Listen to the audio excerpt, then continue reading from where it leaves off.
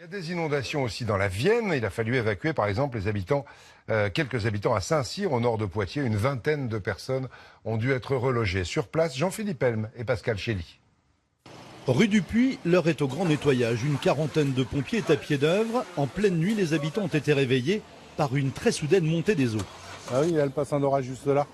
Donc quand le bassin d'orage a débordé, c'est moi qui ai pris en premier, à 2h30 du matin. Je ne pouvais même pas ouvrir les portes. Parce qu'avec la pression de l'eau, donc j'étais obligé de passer par la fenêtre de la chambre pour aller réveiller tous les voisins pour qu'ils puissent sortir. Là, moi, ça me surprend. Là, je suis en colère. Je le dis tout de suite. Là, je suis très, très en colère. Pourquoi ?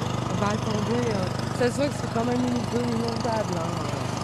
J'ai ouvert la porte, j'ai eu une espèce de vague sur les pieds, j'ai compris tout de suite. J'ai dit bon, il m'a dit referme la porte. Oui, bon, c'est trop tard de toute façon. Et ça a été super vite.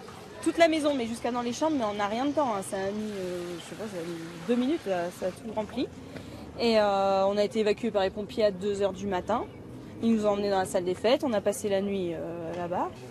Plus ou moins choqués, 20 personnes ont été accueillies à la salle des fêtes du village par les pompiers et les volontaires de la Croix-Rouge. On avait 30-40 cm d'eau dans la maison et ils nous ont emmenés ici vers 5h30 avec uniquement ce qu'on portait sur nous sans rien d'autre. C'est un drôle d'effet. Réveillé par les pompiers, ça fait toujours quelque chose, surtout qu'on s'en est pas rendu compte parce qu'on dormait à l'étage. Je suis montée sur les épaules d'un pompier pour pas me mouiller les pieds. Ça rentrait, oui, par les portes, partout, les plaintes, partout. Après la stupeur, il y aura sans doute des explications rue du Puy. Ce lotissement a 2 ans et demi et il semble bien être construit dans une cuvette.